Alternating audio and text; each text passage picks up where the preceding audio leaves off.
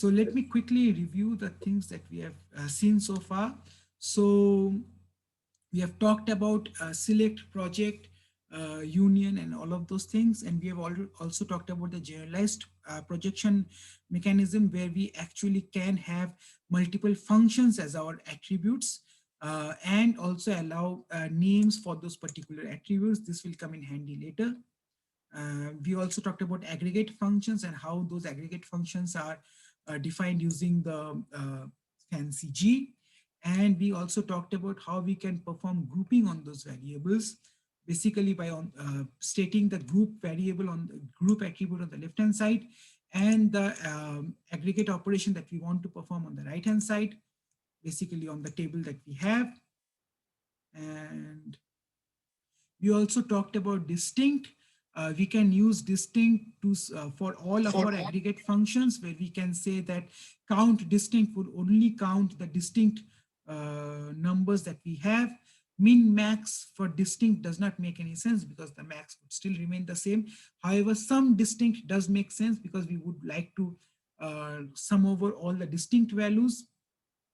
In general, I have only used distinct for count. I've never actually used distinct for sum, and min and max is not relevant in this particular case. I use words for the homework and I use letter G. Yes, Leon, you can use the letter G for fancy G. That's fine. Yes, but do remember to use the pi and the select operation as much as possible so that TA does not get confused. Okay, what else? Outer joins, left out. We talked about natural joins. So natural join was basically for all of those cases, as Angelina said, all of those attributes that are the same. So B and C end up in the natural join. We also have the left outer join, the right outer join, and the full outer join. The natural join is sometimes also called the inner join, or it is also sometimes called the equijoin.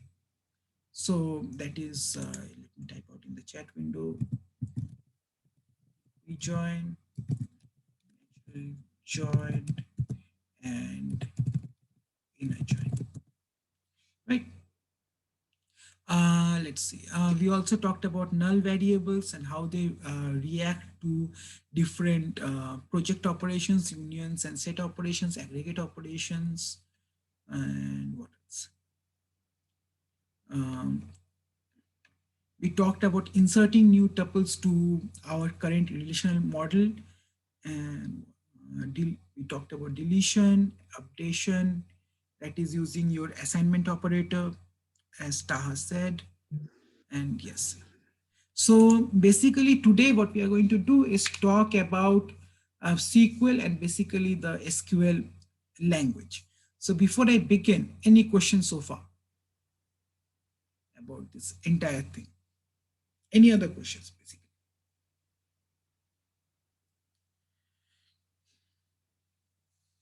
Okay. So structured query language, so SQL. Most of the databases that we will use the fundamental aspects of this SQL language. SQL stands for Structured Query Language. The original language was called SQL, and it had a more set of vowels in it. Basically, it is basically means structured English query language, right? It was first designed by IBM, and it incorporates a lot of ideas from, as I said, from Ted Codd's paper idea. So that was Edward Codd's idea about designing a relational model that would be similar to English, but that would allow us to manipulate and define certain data models and then work with them. So IBM basically designed this language called Structured English Query Language.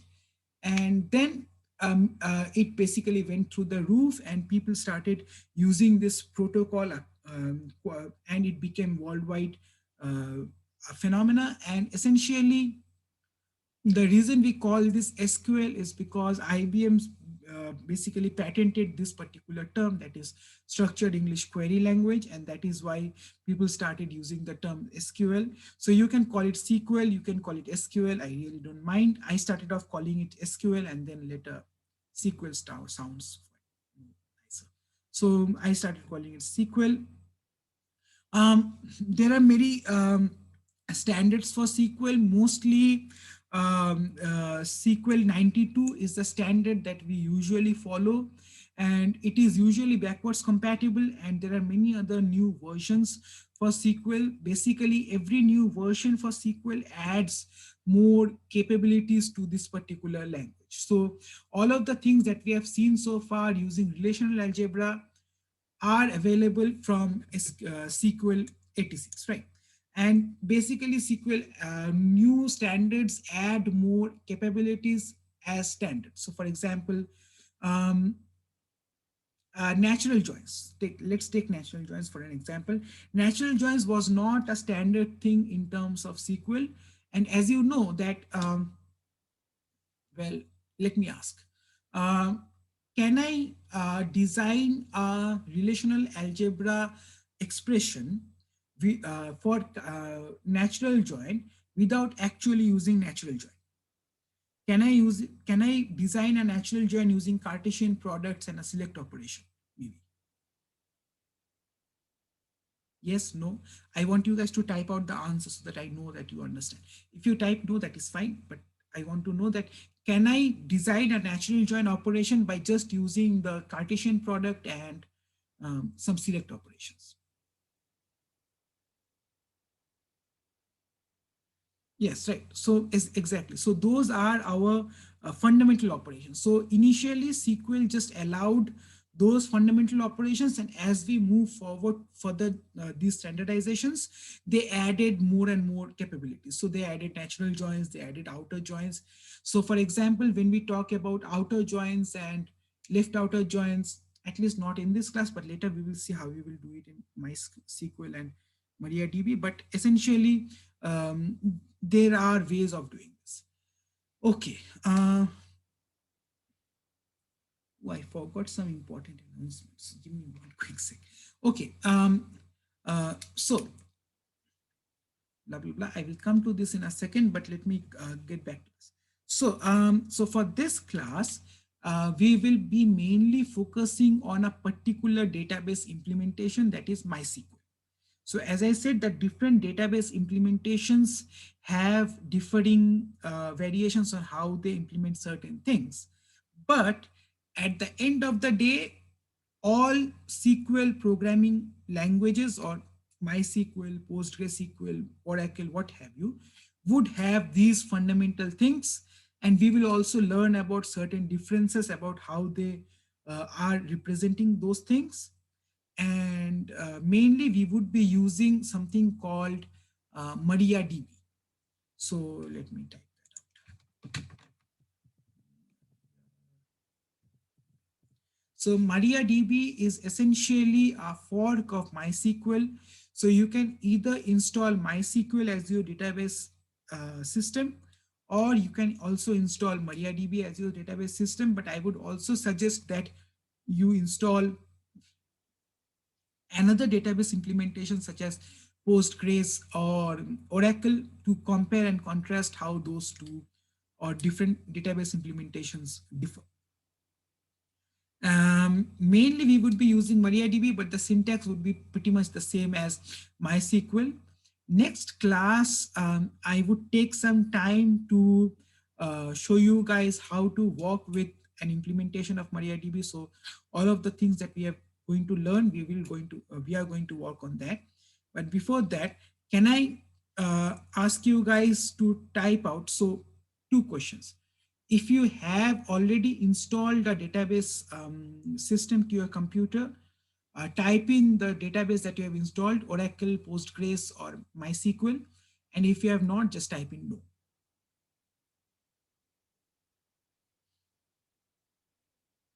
I have one MySQL, I have no, I have PostgreSQL, MariaDB, oh cool. No, no, no, not yet. Postgres. Okay.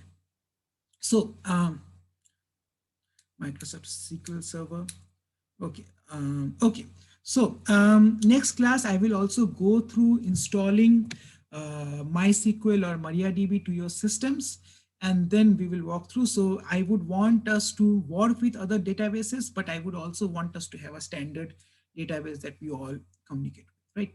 So for those of you have still not installed MariaDB, I would suggest that you guys install MariaDB on your system or MySQL, both of those work, and essentially play around with it, or basically play around with the things that we will talk in this class.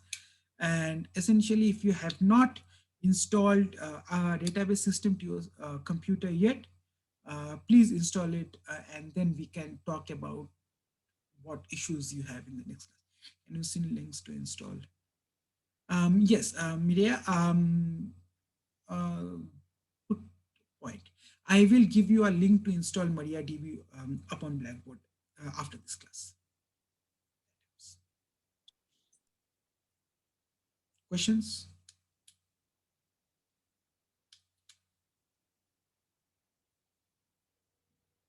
Okay.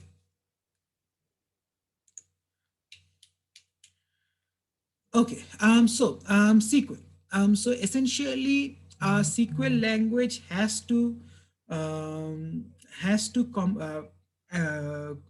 satisfy two separate requirements. That is, it has to be a data definition language, and it has to be a data manipulation language, right? So what I mean by a data definition language is what we mean by when we design schemas. So we say that this certain relation has this certain schema. That is what we mean by a data definition language. We are specifying the attributes of our database and the domains of those individual attributes. We also have data manipulation language components in a SQL language that is useful for inserting, updating, deleting, and all of those things in a database. So I want to actually manipulate my database.